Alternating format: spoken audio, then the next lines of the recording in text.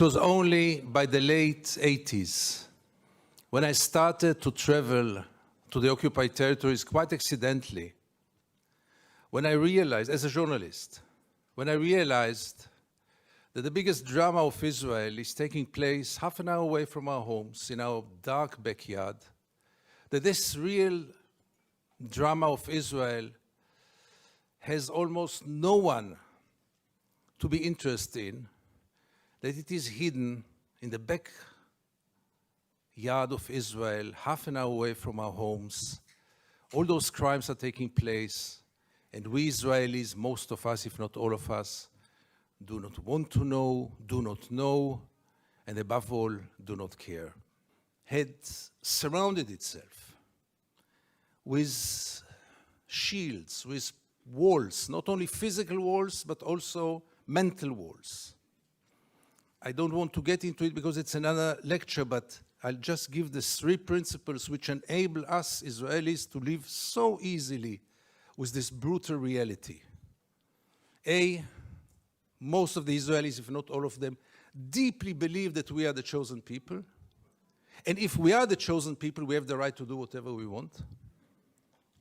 B, there were more brutal occupations in history. There were even longer occupations in history, even though the Israeli occupation gets to quite a nice record.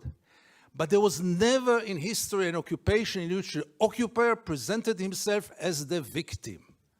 Not only the victim, the only victim around. This also enables any Israeli to live in peace because we are the victims. The other day, Professor Falk spoke about this dual strategy of Israel of being a victim on one hand and manipulating on the other hand. After what happened in Paris and in Copenhagen with the terror attacks, Benjamin Netanyahu came with the notion all the Jews must come to Israel. It's the safest place for the Jews in the world. It's a shelter for the Jews in the world. Which is wrong, because Israel is today the most dangerous place on earth for Jews, but let's put it aside. It was only 24 hours later when he said Israel is an existential threat under the Iranian bomb. And I asked myself, how can you dare call Jews to come and to join this suicidal project when the Iranians are going to bomb us?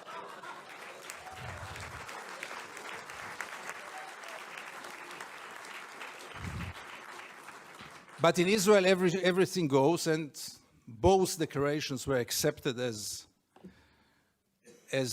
the only truth. And here I get to the 3rd set of values which enable us Israelis to live in peace with the occupation. And this is maybe the most crucial one and the worst one. We say victimization, we say chosen people. When I say victimization, it goes without saying we have to mention the Holocaust and the unforgettable Mrs. Golda Meir that the American jury had exported to Israel. She said once, this unforgettable woman, that after the Holocaust, the Jews have the right to do whatever they want.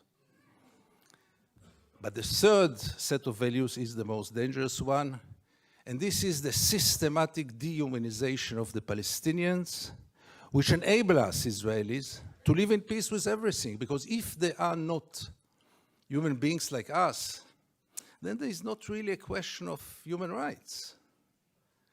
And if you scratch under the skin of almost every Israeli, you will find it there. Almost no one will treat the Palestinians as equal human beings like us. I once wrote that we treat the Palestinians like animals, and I got so many protest letters from animal rights organizations. Rightly so. But by the end of the day, how many Israelis did ever try for a moment to put themselves in the place of the Palestinians for a moment, for one day? And I want to give you 2 examples which will demonstrate it. Many years ago, I interviewed then candidate for Prime Minister, Ehud Barak. And I asked him a question which I try to ask in any occasion. Mr. Barak, what would have happened if you would have been born Palestinian? And Barak gave me then the only honest answer he could give me. He said I would have joined a terror organization. What else would have he done? Would he become a poet? He doesn't know to write poems. Would he become a pianist? He's quite a bad pianist, and I doubt if he would have become a collaborator, because he is a fighter. And it became a scandal, because how can you dare to put Ehud Barak to think what would have happened if he would have become a Palestinian? And the second incident, briefly, Second Intifada, the city of Jenin, the most closed city in the West Bank, real total siege. I go out from Jenin, I come to the checkpoint, a Palestinian ambulance is parking there with the red lights. I stand after him, no cars can get out of Jenin in those days, no cars can get in, and I wait. The soldiers are playing backgammon in the tent.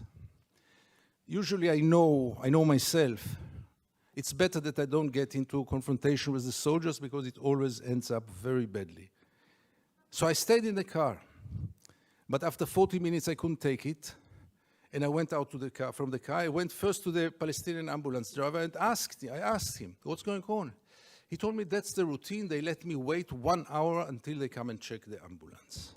And I couldn't take it anymore, and I went to the soldiers. It became a confrontation, but the question that I asked them, which really brought them to direct their weapons toward me, was one. What would have happened if your father would have been lying in this ambulance? This freaked them out. They lost control. How can I dare to compare between their father and the Palestinian in the ambulance? And this set of beliefs that they are not human beings like us enable us, Israelis, to live in so much peace with those crimes, ongoing crime for so many years, with losing any kind of humanity, values. I heard today people talk about Jewish values. I must be frank with you, I don't know what are Jewish values. I know what are universal values. Let's not get into it, really.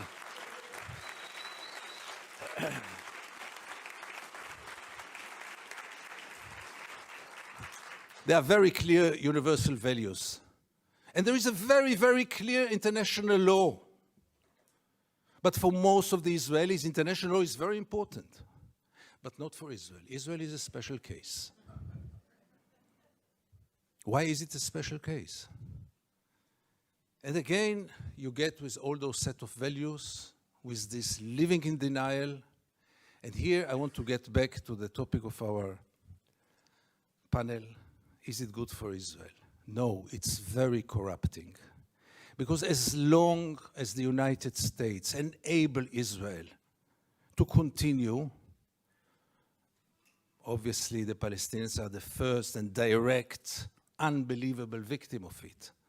But by the end of the day, what will Israel be after all those years? What is it already today? Where does it direct to? And things are getting worse and worse. And therefore I have so little hope about change from within the Israeli society. Because things, as you might know, are going more and more to the nationalistic, militaristic, religious direction, with very little hope that change will come from within. Why would Israelis go for a change? What incentive? Why would they bother? Life is so good. You should have seen Israel in the days when Gaza was bombed, when the beaches were crowded, the helicopters were passing on their way to bomb Gaza. The Israeli TV hardly showed photos from there. Newspapers hardly wrote anything. I wrote one article about the responsibility of the pilots, and I needed to use bodyguards to get out of my home after this. The problem was, by the way, that the bodyguards were settlers, and they argued with me all day long until I saw that I'm much more secure without the bodyguards rather than with them.